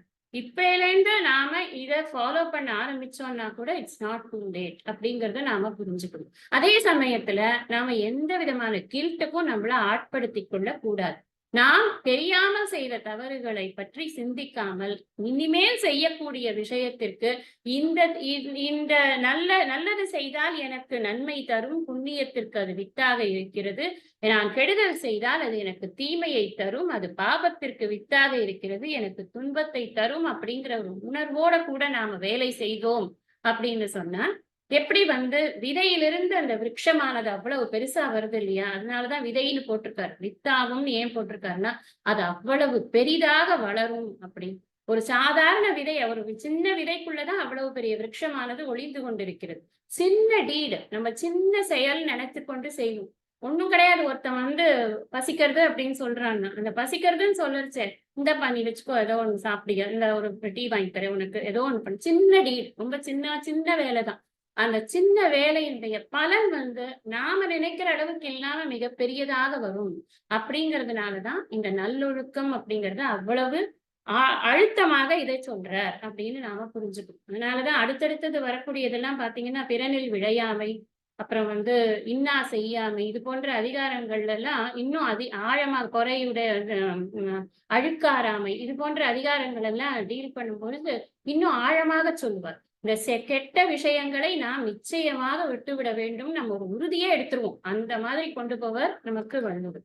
அதனால அடுத்த இன்னொன்னு ஒரு ஒரு பாயிண்ட் இதுல என்னன்னா, இந்த நல்லொழுக்கத்தை எப்ப செய்யறது? சுவாமிஜி இதை எப்பவுமே ரொம்ப இன்சிஸ்ட் பண்ணுவார் இந்த விஷயத்த. நல்லொழுக்கத்தை எப்ப செய்யறது? ரிட்டையர் ஆனோடனே செஞ்சுக்கலாம்ப்பா, பொறுமையா பாத்துக்கலாம். நான் நிறைய பண்ணணும்னு நினைச்சுட்டு இருக்கேன் சொசைட்டிக்குலாம். அதெல்லாம் நாம ரிட்டையர் ஆனோடனே அப்படி கிடையாது. ஏன்னா நம்ம இதுல அரண் வலியுறுத்தல் என்ன சொல்லியிருக்க, எல்லா வகையிலும் கொல்லும் வகையான் அரவினை ஓவாதே செல்லும் வாயல் தான் சரி. இன்ன வகையில தான் இல்ல, எல்லா வகையிலும் எல்லா காலத்திலும் எல்லா இடங்களிலும் நீ அறத்தை செய்து கொண்டே இருக்க வேண்டும்னு சொல்லியிருக்க. அதோட நிறுத்தல அவர். அன்றறிவாம் எண்ணாத அறம் செய்க, மற்றது பொன்றும் கால் பொன்றா துணை. நாளைக்கு செய்யலான்னு ஒத்தி போடாதப்பா. ஏன்னா இன்னொரு இடத்துல சொல்றார் திருவள்ளுவரே, நாச்செற்று விக்குள் மேல் வாராமுன் நல்வினை மேற்சென்று செய்யப்படும். நான் என் நாக்கு மேல ஒட்டிண்டு எனக்கு ஒரு ஒன்னு வந்தா முடிஞ்சு போச்சு என்னோட அவுட்டு பிராணம். அப்படிதானே? எவ்வளவு ஒரு செகண்ட் ஆகுமா இப்படி போறதுக்கு? அது மாதிரி போயிடும்பா. அதுக்கு முன்னாடி நீ போய் நல்ல வினையெல்லாம் செஞ்சுடும். என்ன காரணம்? நல்லொழுக்கம் நன்றிக்கு வித்தாகும். நீங்க கனெக்ட் பண்ணுங்க, ரொம்ப இன்ட்ரெஸ்டிங்கா இருக்கும். கனெக்ட் பண்ணி படிக்கிறச்சே it be very very interesting. எதுக்காக அதை பண்ணணும் அப்படின்னா, இங்க சொல்றாரே, அது உனக்கு நன்றிக்கு வித்தாகும். உன்னோட புண்ணியத்திற்கு அது வித்தாக இருக்கிறது. அந்த புண்ணியம் என்பது வீழ்நாள் படாமை நன்றாற்றின் அஃதொருவன் வாழ்நாள் வழி அடைக்கும் கண். எவ்வளவு அற்புதமா போட்டார் பாரு. நீ ஒரு நாள் கூட விடாம நீ நல்ல செயலையே பண்ணிட்டு இருந்தான்னு வச்சுக்கோயேன், இங்க நன்றிக்கு வித்தாகுங்கிறார். அதுதான் அங்க என்ன சொன்னார்? வாழ்நாள் வழி அடைக்கும் கண். மறுபடியும் உனக்கு ஒரு பிறவிங்கிற சுழற்சியை நிறுத்திவிடுமப்பா. உனக்கு இனிமே பிறவியை முக்திக்கே ஒரு வழியாக போகிறது. அப்போ நல்ல ஒழுக்கம், நல்ல செயல்கள் அப்படிங்கிறது எவ்வளவு உயர்ந்த ஒரு விஷயத்தை நமக்கு கொடுக்கிறார். இது எல்லாத்தையும் கனெக்ட் பண்ணி பார்க்கும் பொழுது நமக்கு இது புரியுது. சுவாமிஜி ரொம்ப கிறிஸ்பா போடுறார். நல்லொழுக்கம் அப்படின்னு சொன்னா பெரியோர்கள் சொல்படி வாழ்தல், மனம் போனபடி வாழாமல் இருத்தல். நம்ம இன்னொரு ஒரு அழகான ஒரு உதாரணம் ஒண்ணு சுவாமிஜி சொல்றார். என்னன்னா, எல்லாரும் இந்த உலகம் ரொம்ப அழகான கிரியேஷன் இல்லையா? சுவாமி ரொம்ப அழகா கிரியேட் பண்ணியிருக்காரு. நம்ம எல்லாரும் இதுல ஹாப்பியா இருக்கணுங்கிறதுக்காக. அப்ப நம்ம எல்லாரும் இது இங்க வந்திருக்கோமே, என்ன ஸ்டேட்டஸ்ல வந்திருக்கோம்? இந்த ஜீவர்கள் எல்லாம் இந்த உடலை எடுத்துக்கொண்டு வந்திருக்கிறோம். எல்லா ஜீவனையும் சேர்த்து சொல்றேன். நாயி, பன்னி எல்லாம் சேர்ந்துதான் நம்ம எல்லாரும் இங்க வாழறதுக்காக வந்திருக்கோம். என்ன ஸ்டேட்டஸ்ல வந்திருக்கோம்? இப்போ ஒரு ஹில் ஸ்டேஷன் போறோம்னு வச்சுக்கோங்களேன். அங்க தங்கணும். தங்கறதுக்கு நமக்கு ஒரு லாட்ஜோ ஒரு ஹோட்டலோ ஏதோ ஒண்ணு புக் பண்ணுவோம். ரிசார்ட்டோ ஏதோ ஒண்ணு புக் பண்றோம். உள்ள நுழைஞ்ச உடனே அவனால செக்இன் டைம் கொடுப்பாங்க. 12 o'clock செக்இன் டைம். நாளைக்கு 12 o'clock நீங்க செக் அவுட் டைம். அது வரைக்கும் நமக்கு அந்த இடம் நம்மளுக்கு கொடுக்குறாங்க. நம்ம அதை எப்படி என்ன ஆட்டிடியூட்ல வச்சுட்டு இருக்கோம்? அந்த இடத்துல நம்ம இருக்கிற பெட் எல்லாம் எடுத்து ஒரு பிளேடு வச்சு நின்று கிழிச்சு இருக்கிறது எல்லாத்தையும் வந்து தோரணம் எல்லாம் கட்டி ஒரு அசிங்கமா பண்ணி இப்படி பண்றதுக்கு நம்மள விரும்புவோமா இல்ல பண்ணுவோமா? அது மாதிரி நம்ம நடந்துப்போமா? நம்ம நிச்சயம் நடந்துக்கணும். என்னத்தினால இது நம்மளுக்கு ஒரு டெம்பரரியா கொடுக்கப்பட்டிருக்கு. இந்த இடத்துல நம்ம எவ்வளவு டீசெண்டா இருந்து நம்ம இருந்துட்டு போறோமோ அவ்வளவு தூரம் நம்ம இருந்துட்டு போறோம் அப்படின்னு நினைச்சு நம்ம இருப்போம் இல்லையா? சுவாமிஜியோட வேர்ட்ஸ்ல சொல்றேன், we are all visitors. இந்த உலகத்துக்கு நாம் அத்தனை பேரும் இத மாதிரிதான். இந்த ஒரு ஹோட்டல் ரூம்க்கு எப்படி போறோம், ஒரு விசிட்டரா போறோமா, அந்த மாதிரி நம்ம ஒரு விசிட்டரா போறோம். நம்ம விசிட்டர்ஸ்க்கு என்ன அளவுக்கு நாம வந்து ஒரு மெக்னானிமஸா நடந்துப்போமோ அந்த மாதிரிதான் நம்ம நடந்துப்போம். இங்க இருக்கிற வரைக்கும் நம்ம எல்லார்கிட்டையும் ஒரு நீட் அண்ட் நைஸா நம்ம நடந்துட்டோம் அப்படின்னு சொன்னா நம்மளோட அந்த பற்று அப்படிங்கிறதும் குறையும். எப்ப பற்று குறையறதோ அப்போ நமக்கு மற்றவர்களிடம் ஒரு ஜட்ஜ்மெண்ட் அப்படிங்கிறது இருக்காது. ஜட்ஜ்மெண்ட் இல்லாத இடத்துல ஒப்பீனியன்ஸே இருக்காது. ஒப்பீனியனே இல்லாத இடத்துல வார்த்தையே வெளியில வராது. அனாவசிய வார்த்தைகள் வரலைன்னா நமக்கு பாபம்ங்கிறதே இருக்கவே இருக்காது. இப்போ இதெல்லாம் ஒரு கனெக்ஷன் அப்படின்னு நமக்கு தெரியறது இல்லையா? அதனால நம்ம என்ன இதுல இருந்து புரிஞ்சுக்கிறோம் அப்படின்னா, புண்ணியத்திற்கு விதையாக இருக்கக்கூடிய நல்ல ஒழுக்கங்களை நாம் எப்பொழுதும் கடைபிடிக்க வேண்டும். தீய ஒழுக்கங்கள் பாபத்தை கொடுக்கும், துன்பத்தை தரும் அப்படிங்கிறத புரிஞ்சுக்கணும் அப்படிங்கிறது 139 பட்டு. ஒழுக்கம் உடையவர்க்கு ஒல்லாவே தீய வழுக்கியும் வாயால் சொல்லல். இப்போ நம்ம இத்தனை தூரம் வந்து என்ன சொல்லியிருக்கார்? இந்த தீய ஒழுக்கம்ங்கிறது நமக்கு கெடுதல் தரும் அப்படின்னு இத்தனை தூரம் சொல்லிட்டார். இப்போ ஒழுக்கமாக இருப்பவர்களுடைய ஒரு தன்மையை சொல்கிறார். வழுக்கியும் வாயால் தீய சொல்லல் ஒழுக்கமுடையவர்க்கு ஒல்லாவே. இதுதான் வந்து அன்வயம் கொண்டு கூட்டி பொருள் சொல்லக்கூடிய ஒரு முறையாக இருக்கு. இந்த இடத்துல வழுக்கியும் அப்படின்னா வழுக்கி விழறதுன்னு, நம்ம அவர் வழுக்கிட்டார்ப்பா அந்த விஷயத்துல அப்படின்னு ஒரு வழக்கு சொல்லாக கூட அது இருக்கிறது. சில இடங்களில் இந்த வழுக்குதல் என்பது வழக்கு சொல்லாக இருக்கிறது. இந்த வழுக்குதல்ங்கிறதுக்கு இங்க என்ன அர்த்தம் அப்படின்னு சொன்னா மறந்துன்னு. மறந்துங்கிறது எப்படி வரும்? கவனக்குறைவாக அப்படின்னு. கவனம் வேணுமே. அதுதானே நம்ம அங்க உறவோருங்கிற அந்த இடத்துல ஏன் அவன் மன உறுதியோட இருக்கான்னா அவன் கவனமாக தன்னுடைய புலன்களை தன் கட்டுப்பாட்டில் வைத்திருக்கிறான். அதனாலதான் அவனால மன உறுதியோட இருக்க முடியுது. கவனம் குறைந்து போச்சு அப்படின்னு சொன்னா, மனம் போனபடி போயிடுத்து அப்படின்னு சொன்னா வழுக்கிடுத்து அப்படின்னு அர்த்தமாயிடும். இப்ப வழுக்கியும் என்ன ஆயிடும் நமக்கு? அந்த வழுக்கிற போது என்ன ஆகுது? நீங்க ஜஸ்ட் திங்க் பண்ணி பாருங்க. ஏதாவது ஒரு சந்தர்ப்பத்துல நாம பேசும் பொழுது நம்மளோட கூல் விட்டு போய் பட்டுன்னு ஒரு வார்த்தை வந்து எல்லார் வாழ்க்கையிலும் இது நடந்துடும். நம்ம பிளானே பண்ணிருக்க மாட்டோம். அந்த மாதிரி பேசணும்னு நம்ம நிச்சயமா நினைச்சுட்டு வந்திருக்க மாட்டோம். தெரியாம நம்மளுக்கு ஒரு டக்குன்னு ஒரு கவனக்குறைவா ஒரு வார்த்தை வந்து அந்த வார்த்தை நம்மளுக்கு பெரிய பிரச்சனையே அப்புறமா உண்டு பண்ணிருக்கு. அந்த வாயால் சொல்ல அப்படி கவனக்குறைவாக கூட வழுக்கியும் வாயால் அவர்களுடைய வாயினால் தீமை பயக்கக்கூடிய அல்லது பயனற்ற, ரெண்டும் ஒண்ணுதான். தீமை பயக்கக்கூடிய சொற்களோ அல்லது பயனற்ற சொற்களோ, அந்த சூழ்நிலைக்கு தகாத சொற்களை சொன்னால் அது பயனற்ற சொற்கள் தான். அப்ப தீமை பயக்கக்கூடிய சொற்களையோ அல்லது பயனற்ற சொற்களையோ சொற்களை கூறுதல் என்பது யாருக்கு வராது அப்படின்னா ஒழுக்கமுடையவருக்கு வராது. ஒருவேளை நம்ம சொல்லிட்டோம்னா அப்ப என்ன அர்த்தம்? நம்மளை எங்க வைக்கிறாங்கன்னா ஒழுக்கமே இல்லாதவன் வைக்கிறாங்க. எதுல நம்ம ரொம்ப கவனமா இருக்கணும்? இந்த இடத்துல நம்ம முன்னாடி அதிகாரத்துல தீயினால் சுட்டப்புண் உள்ளாரும் ஆறாதே நாவினால் சுட்டவடு ஒன்றானும் தீச்சொல் பொருட்பயன் உண்டாயின் நன்றாகாதாகிவிடும். இதெல்லாத்தையும் எடுத்து கதம் காத்து கட்டடங்கள் ஆற்றுவான் செவ்வி அறம் பார்க்கும் ஆற்றின் நுழைந்து.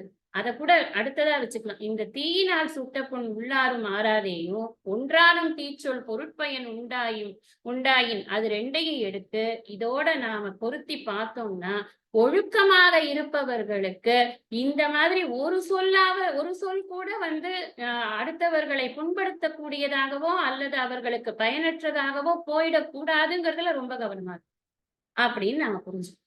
பொதுவாக இந்த வேதம் நம்மளுக்கு தர்மத்தை சொல்லி கொடுக்கும் பொழுது 2 விதமா அதை பிரிக்கிறது. எப்படி பிரிக்கிறது அப்படின்னு சொன்னா, நமக்கு சில சமயம் பேசும் பொழுது சில சொற்கள்ல நமக்கு ஒரு டவுட்ஸ் வரும், இல்ல சில செயல்கள்ல நமக்கு டவுட்ஸ் வரும். இதை நான் ஹர்ட் பண்ற மாதிரி ஆகுமா, இப்படி நான் பேசும்போது இது ஆகுமா அப்படின்னு. அதுக்காக இந்த விளக்கத்தை சுவாமிஜி சொல்றாரு. என்ன சொல்றாருன்னா, இந்த வேதங்கள் நம்மளுக்கு தர்மத்தை சொல்லி கொடுக்கும் பொழுது 2 விதமாக இந்த தர்மங்களை பிரிக்கிறது. எப்படி பிரிக்கிறதுன்னா, சாமானிய தர்மம்னு ஒண்ணு, விசேஷ தர்மம் அப்படின்னு. சாமானிய தர்மம் அப்படின்னா பொது அறம். திருக்குறள் பேசுவது பூராக பொது அறத்தை பேசுகிறது அப்படிங்கறதுதான் பார்க்கணும். விசேஷ தர்மம்னா சிறப்பான அறம். இப்ப சாமானிய தர்மம் அப்படிங்கிறதுக்கு உதாரணங்கள் என்ன அப்படின்னா, பொய் சொல்லக்கூடாது, கள்ளு குடிக்க கூடாது, சூதாடக்கூடாது, அடுத்தவர்களுடைய மனைவியை நம்ம அபகரிக்கணும் வேண்டும் என்று நினைக்க பின்னாடி அடுத்ததுல வரப்போறது, அதனால அதையும் சேர்த்து சொல்றோம். பிறன் மனை விழைதல் அதெல்லாம் பண்ணக்கூடாது. இதெல்லாமே சாமானிய தர்மம், எல்லோரும் கடைபிடிக்க வேண்டிய தர்மம். இவன் மட்டும் கடைபிடிக்கணும் அவன் வேண்டாம் அப்படின்னு எல்லாம் கிடையாது, எல்லாருக்கும் உள்ளதுதான் இது. விசேஷ தர்மம் அப்படிங்கிறதுல அவன் செய்யக்கூடிய தொழிலையும் அவன் இருக்கக்கூடிய ஸ்தானத்தையும் பொறுத்து அவன் நிலையையும் பொறுத்து அப்படின்னு அந்த தர்மம் வேறுபடுத்துது. அதுக்கு ஒரு உதாரணம் என்ன அப்படின்னா, வழக்கமா நான் சொல்ற உதாரணம் தான். இப்போ ஒரு கத்தி இருக்கு, திருடன் கையில இருக்கிற கத்தி அவன் குத்துவான், அது தவறு இல்ல, அதாவது அவன் தவறு செய்கிறான், கொலை செய்கிறான், அது தவறு. அதே கத்தி டாக்டர்கிட்ட இருந்தா அவரும் தான் வெட்டுவாரு. அவர் வெட்டி அவரோட ஆட்டிடியூட் என்ன, குணப்படுத்துவது அப்படிங்கிற ஆட்டிடியூட். இன்னொரு உதாரணம் என்ன அப்படின்னா, இப்போ ஒரு ஒரு கொலை பண்றோம், கொலை அப்படின்னு வெறும் விஷயத்த கொலைன்னு மட்டும் வச்சுக்கோங்க. ராணுவத்தில் இருக்கக்கூடிய ராணுவ வீரனுடைய துப்பாக்கி அந்த எதிரியை கொலை செய்தால் அது இந்த நாட்டுக்கு செய்யும் சேவை, கரெக்டா? அதே ராணுவ வீரன் நாட்டுல அதே துப்பாக்கிய வச்சு பக்கத்து வீட்டுக்காரனை கொலை பண்ணா அது இந்த நாட்டுக்கு செய்யற சேவையா? கிடையாது இல்ல, அது கொலை. இதுதான் இந்த விசேஷ தர்மத்துல உள்ள வித்தியாசம். இந்த விசேஷ தர்மம்ங்கிறச்சே இது தப்பா ரைட்டாங்கிறத எப்படி தீர்மானிக்கிறது அப்படின்னா, அவன் எப்ப செஞ்சான், எங்க செஞ்சான், என்னவா இருக்கும்போது செஞ்சான், அதான் ஸ்தானம் தொழில், இது 2ஐயும் பொறுத்தது. ஒரு குறள் ரொம்ப ஃபேமஸா அடிபட்டு கேட்டு, பிறப்புக்கும் எல்லா உயிர்க்கும் சிறப்பொவ்வா செய்தொழில் வேற்றுமையான். எல்லோருக்கும் பிறப்பு என்பது சாமானியம். அந்த இடத்துல சாமானியம் என்பது பிறப்பு தான். எல்லாரும் பிறந்திருக்கிறோம், மனிதராக எல்லாரும் மனிதனாக பிறந்திருக்கிறோம். எங்கு வேறுபடுகிறோம் அப்படின்னா, தொழிலால் வேறுபடுகிறோம், பழக்கத்தால் வேறுபடுகிறோம், அதில் தான் வேற்றுமை இருக்கிறது. அது வேற்றுமை இல்லைன்னு சொல்ல முடியுமா? எல்லாரும் ஆளுக்கு ஒரு தொழில் தானே செஞ்சு கொண்டிருக்கிறோம். எல்லாரும் ஒரே தொழில் செய்தா அப்புறம் எல்லாருமே வயல்ல உழுது கொண்டே இருந்தா துணி யாரு நிற்பா? அப்புறம் எப்படி ட்ரெஸ் போட்டுக்கிறது நம்ம? அதனால தொழிலால் எல்லோரும் வேறுபட்டுத்தான் இருக்கிறார்கள். அந்த வேற்றுமை என்பது ஏற்றத்தாழ்வுகளுக்கு உள்ளது அல்ல. அந்த குறளை எல்லாரும் தப்பா புரிந்து கொண்டிருக்கிறார்கள் அப்படின்னு சுவாமிஜி அடிக்கடி வருத்தப்படுவார். அதனால இந்த தர்மம் அப்படிங்கிற விஷயத்த இந்த இடம் பொருள் ஏவலை பொறுத்து இந்த தர்மமானது இருக்கிறது அப்படின்னு புரிஞ்சுக்கணும். இந்த ஒழுக்கம், இப்ப தீய சொற்கள் அப்படிங்கிறது இந்த இடத்துல கான்டெக்ஸ்டுவலா வரணும். இந்த கான்டெக்ஸ்ட் என்ன சொல்றாரு அப்படின்னு சொன்னா, தீய வழுக்கியும் தீய வாயால் சொல்லல் அப்படிங்கிற. தீய சொற்கள் தீமை தரும் அப்படின்னு அவனுக்கு தெரியும். எப்படி தெரியும்? ஏன்னா இழுக்கத்தின் ஏதம் படுவாக்க அறிந்தவன் யாரு? ஒழுக்கமாக இருக்கக்கூடியவன். எங்க இருக்கு? 136ல இவரேதான் சொன்னார். ஒழுக்கத்தின் ஒல்கார் உறவோர் இழுக்கத்தின் ஏதம் படுப்பாக்க அறிந்து. அடுத்தது திரும்ப ஒழுக்கத்தின் எய்துவர் மேன்மை அப்படின்னு. இது தெரிந்தவன் அவன் எப்படி தன்னுடைய நாக்கினால் ஒரு தீய சொல்லை சொல்ல முடியும்? வாயினால் அவன் எப்படி ஒரு தீய சொல்லை சொல்ல முடியும்? இங்க தன்னை அறியாமல் கூட, கவனக்குறைவாக கூட அவன் அந்த மாதிரியான தீய சொற்களை சொல்ல மாட்டான். இங்க தீய அப்படின்னு சொல்லும் பொழுது பொய்யான சொல், வஞ்சனையான சொல், புறம் கூறுவது, மற்றவர்களை பற்றி இன்னொருத்தரிடம் பேசுவது, பொறாமையான சொற்கள். ஒருத்தர் பொறாமை அப்படின்னாலே ஒருத்தருடைய ஒரு முன்னேற்றத்தை கண்டு பொறுக்காத தன்மைதான் அந்த பொறாமை என்பது. அப்புறம் கடுஞ்சொல், அழ வைக்கிற மாதிரி பேசுறது. எப்படியாவது கண்ணுல 2 சொட்டு தண்ணியாவது வந்தாதான் மனசு நிம்மதியா இருக்கும். அப்படி ஒரு பேச்சு. அந்த பேச்செல்லாம் வந்து அது வந்து கூரா இருக்கும் அந்த பேச்சுகள்லாம். அந்த பேச்சுகள் என்பது மற்றவர்களுக்கு மனது சங்கடத்தை தரும்.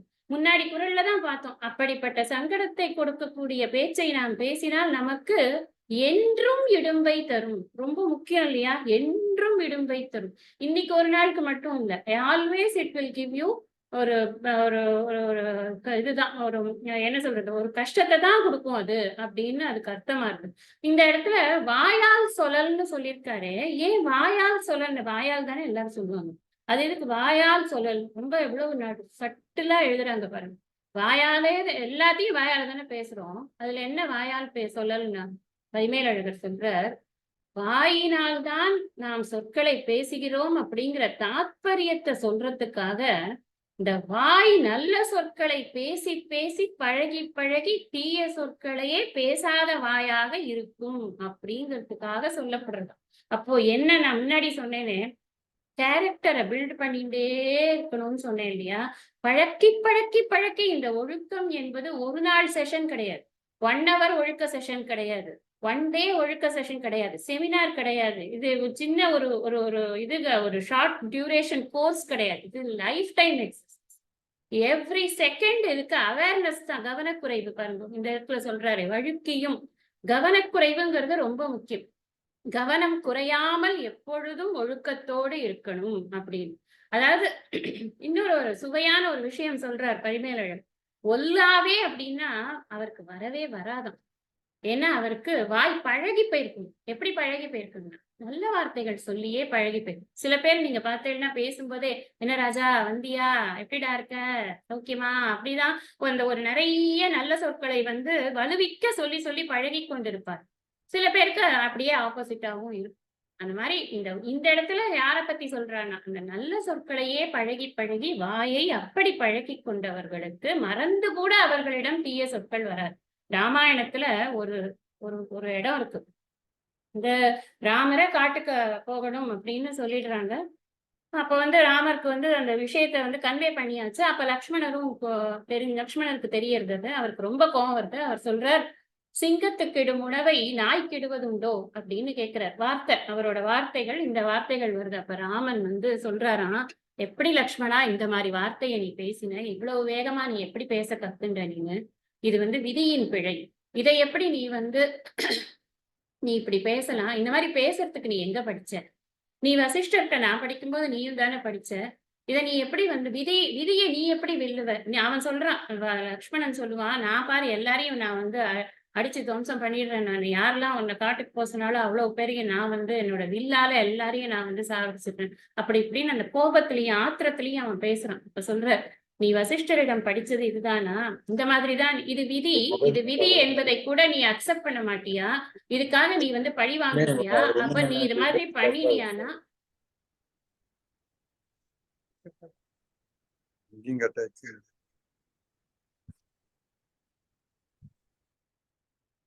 நீ விதி என்பதை நீ ஏற்றுக்கொள்ளவில்லை என்று சொன்னால் நம்முடைய குருவுக்கு இழுக்காகுமே அப்பா, அந்த மாதிரி பேசக்கூடாது அப்படின்னு ராமர் வந்து அவருக்கு அட்வைஸ் பண்றாங்க. ஒழுக்கத்துல வந்து இருக்கக்கூடியவனுக்கு வழுக்கியும் வாயால் சொல்லல். ராமன் எப்பேற்பட்ட தர்மசீலன். அவன் தான் காட்டுக்கு போறான்.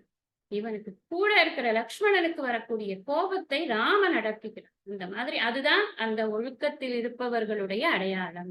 அதனால ராமர தர்மத்துக்கு ஏன் வந்து ஒரு விக்கிரகமாக சொல்றோம் அப்படின்னு சொன்னா அவனுடைய குணம் அப்படி இருக்குங்க.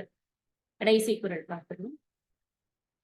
உலகத்தோடு ஒட்ட ஒழுகல் பல கற்றும் கல்லார் அறிவிலாதார்.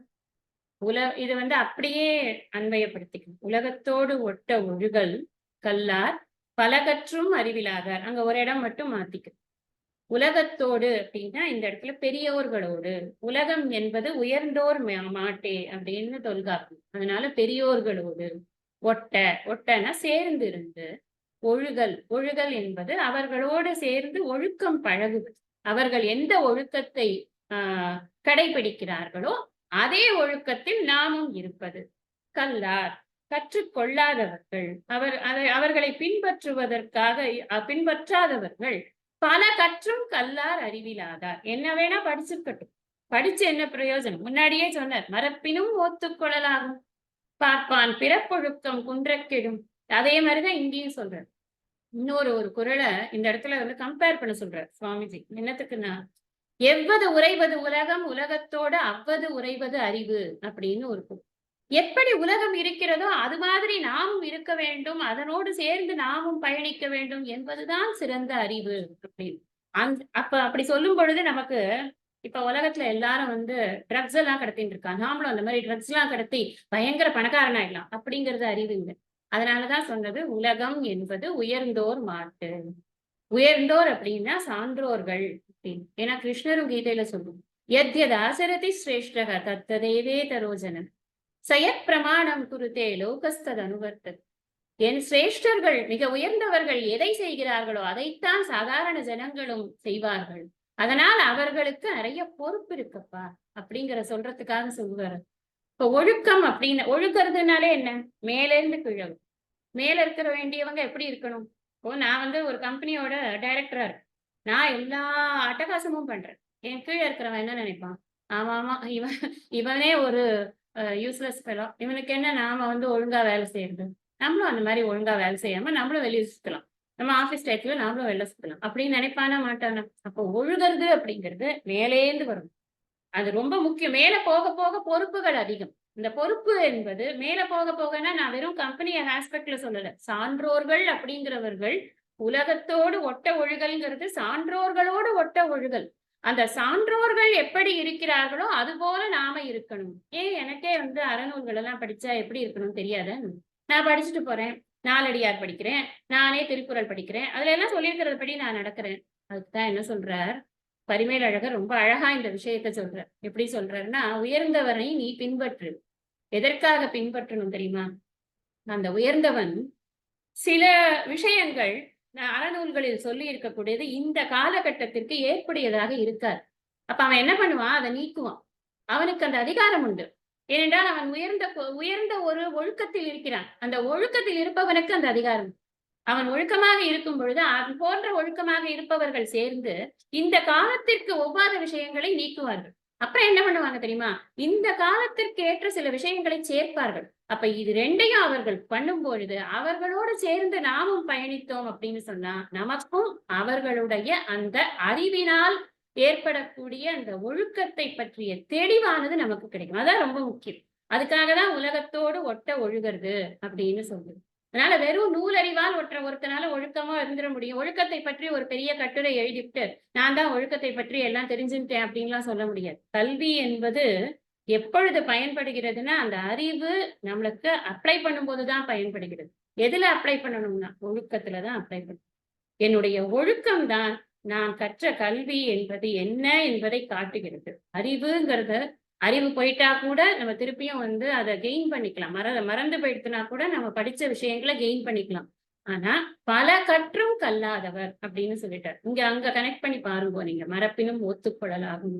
எவ்வளவு விஷயங்களை நீ கற்றிருந்தாலும் நீ உயர்ந்தவர்களை சார்ந்து அந்த காலகட்டத்திற்கு ஏற்ற ஒழுக்கத்தை நீ கடைபிடிக்கவில்லை என்று சொன்னால் நீ எவ்வளவு கற்றிருந்தாலும் அதனால் எந்த பயனும் இல்லை அப்படின்னு தான் அர்த்தம். அதனால முதல் 2 குறட்பாக்கள்ல நாம ஒழுக்கத்தினுடைய சிறப்பை பார்ப்போம். 133லேருந்து ஆரம்பிச்சு 137 வரைக்கும் ஒழுக்கத்தினுடைய நன்மையும், ஒழுக்கத்தை நம்ம ஃபாலோ பண்ணலன்னா நமக்கு என்ன கெடுதல் வரும் அப்படிங்கிற விஷயத்தையும் சொன்னார். 138ல என்ன சொன்னார்? நல்ல ஒழுக்கத்தினுடைய பயன் என்ன, தீய ஒழுக்கத்தினுடைய கெடுபயன் என்ன, அது நற்பயன் என்ன, கெடுபயன் என்ன அப்படின்னு சொன்னோம். அடுத்தது 139, 40 ரெண்டுலயுமே நாம செய்யக்கூடிய செயல்களாலையும் நாம சொல்லக்கூடிய சொற்களாலும் இந்த ஒழுக்கம் என்பது எப்படி இருக்க வேண்டும் அப்படிங்கிற விஷயத்தை நமக்கு, ஒழுக்கம் என்பது ஒழுக்கமாக இருப்பவர்களுடைய சொல் எப்படி இருக்கும், அவர்களுடைய செயல் எப்படி இருக்கும், இந்த 2 விஷயத்தையும் எடுத்து சொன்னார். அப்படிங்கிற அளவுல இந்த அதிகாரத்தை நாம முழுமையாக பார்த்து நம்மளால் முடிஞ்ச வரைக்கும் நாம இந்த அதிகாரத்தை படித்திருக்கிறோம். யாராவது இது சொல்றீங்களா?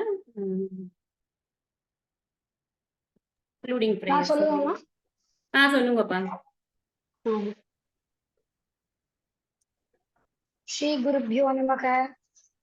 அறிவிலே தெளிவு, நெஞ்சிலே உறுதி, அகத்திலே அன்பினோர் வெள்ளம், பொறிகளின் மீது தனி அரசாணை பொழுதலாம் எனது பேரருளின் நெறியிலே நாட்டம், கருமயோகத்தில் நிலைத்திடல் என்றிவை அருளாய், குறிகுணம் ஏதும் இல்லதாய் அனைத்தாய் புலவிடு தனிப்பரும் பொருளே. எண்ணிய முடிதல் வேண்டும், நல்லவே எண்ணல் வேண்டும், திண்ணிய நெஞ்சம் வேண்டும், தெளிந்த நல்லறிவு வேண்டும், பண்ணிய பாவம் எல்லாம் கருதி முன் பணியே போல மன்னிய நின் முன் நின்று நசித்திடல் வேண்டும் அன்னாய். மூர்த்தியெல்லாம் வாழி, எங்கள் மோனகுரு வாழி, அருள் வார்த்தை என்றும் வாழி, அன்பர் வாழி பராபரமே. ஓம் சாந்தி சாந்தி சாந்தி. ஹரி ஓம். ஓதற்கு எளிதாய் உணதற்கு அரிதாகி வேதப் பொருளாய் மிக விளங்கி தீதற்றோர் உள்ளுதொரும் உள்ளம் உருக்குமே வள்ளுவர் வாய்மொழி மாண்பு. திருவள்ளுவர் திருமலரடிகள் போற்றி போற்றி. சத்குருநாத மகராஜ் கி ஜெய். வாழ்க வள்ளுவம், வளர்க்க மனிதநேயம். ஹரி ஓம்மா. ஹரி ஓம். நமஸ்தே.